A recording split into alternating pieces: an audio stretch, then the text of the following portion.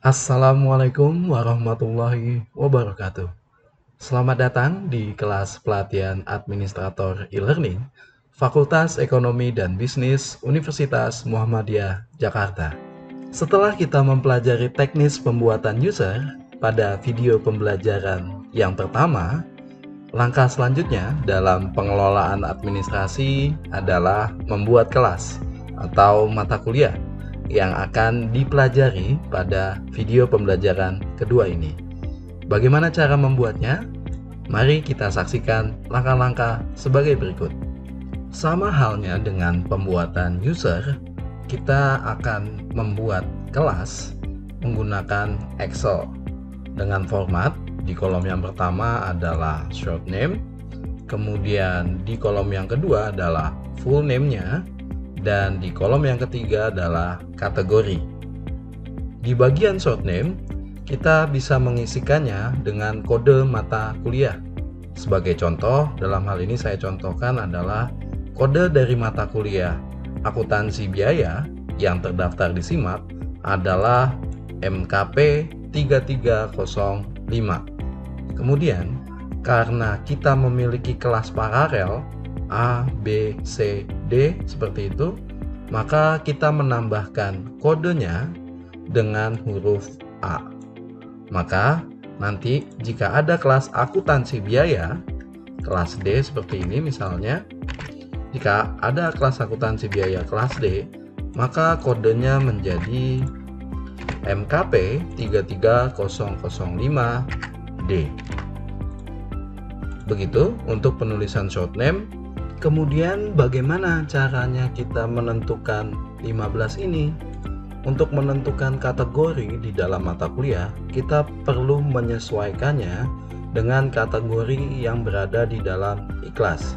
Caranya dapat dilakukan dengan cara kita masuk ke dalam ikhlasnya, kemudian kita klik administrasi situsnya, kita klik di bagian administrasi situs, kemudian kita klik di bagian kursus,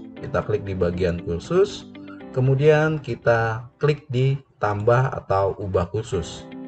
Nah, kebetulan yang saya ambil di dalam Excel ini adalah kelas akuntansi biaya untuk kelas ekonomi Islam, untuk prodi ekonomi Islam maksudnya. Untuk prodi ekonomi Islam di semester ganjil. Maka kita lihat di sini. Di sini admin sebelumnya sudah membuat kategori. Di sini kita lihat ekonomi Islam. Di sini ada kategori semester genap dan semester ganjil. Nah, ada kategori untuk semester genap dan semester ganjil. Karena sekarang kita sedang berada di semester ganjil, maka kategori semester genap disembunyikan dari mahasiswa. Sedangkan kategori kelas yang berada di semester ganjil kita perlihatkan kepada mahasiswa. Nah, kembali ke topiknya, bagaimana kita menentukan kategori tadi angka 15 ini? Kita bisa melihatnya dengan cara klik di bagian ini di semester ganjil. Kemudian klik di bagian browsernya. Di situ ada kode 15. Nah, ini seperti ini, ada kode 15. Maka kita melakukan pengisian karena kita mau mengisi untuk kelas ekonomi Islam di semester ganjil yang di dalam ikhlas berarti memiliki kategori 15, maka kita samakan. Di bagian kategori ini kita tuliskan 15. Seperti itu. Kita ambil contoh lagi. Jika seandainya kita mau membuat mata kuliah yang lain untuk kategori manajemen misalnya di semester ganjil, tinggal kita sesuaikan di kategori manajemen, kemudian kita klik di semester ganjilnya, kemudian kita lihat kembali untuk kategori manajemen. Oh, ternyata manajemen memiliki kategori 13. Maka penulisannya di dalam kategori, jika kita ingin menambahkan untuk kategori manajemen, prodi manajemen di semester ganjil, maka kita akan menggunakan kategorinya adalah 13.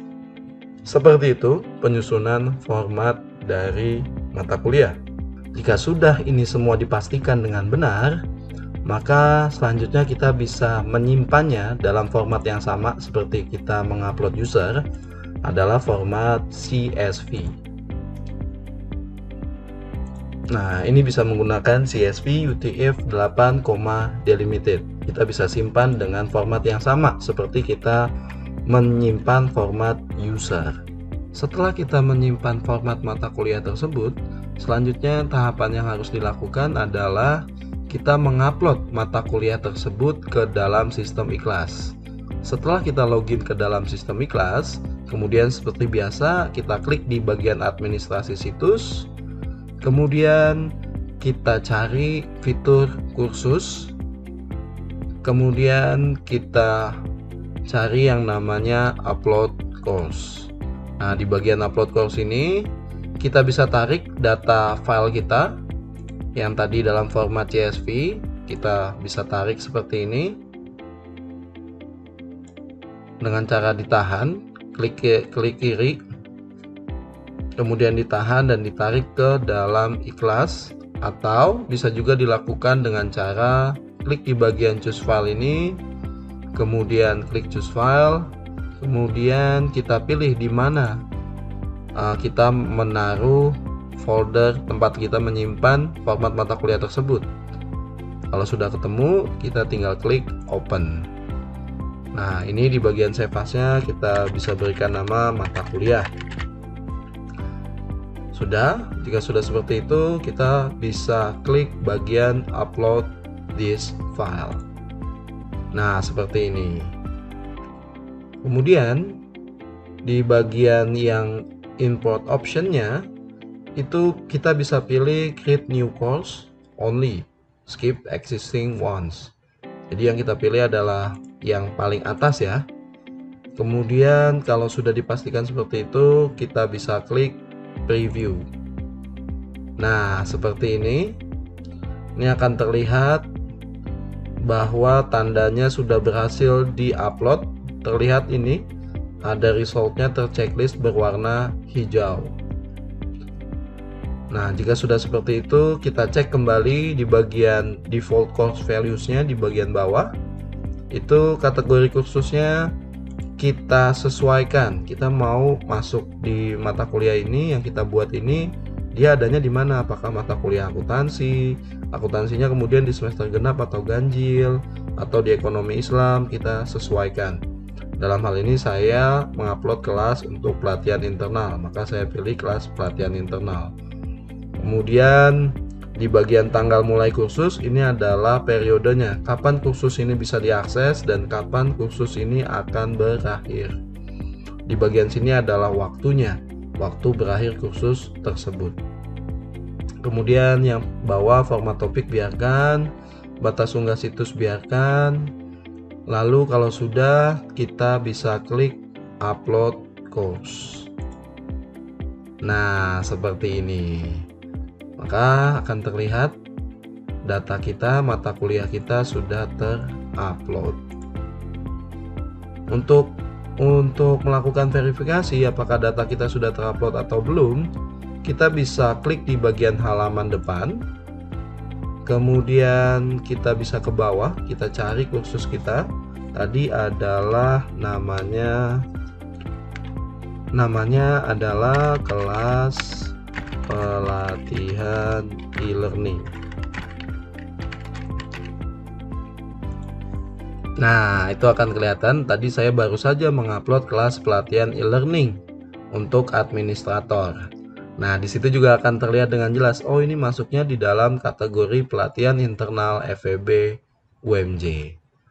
Demikian cara untuk melakukan upload mata kuliah.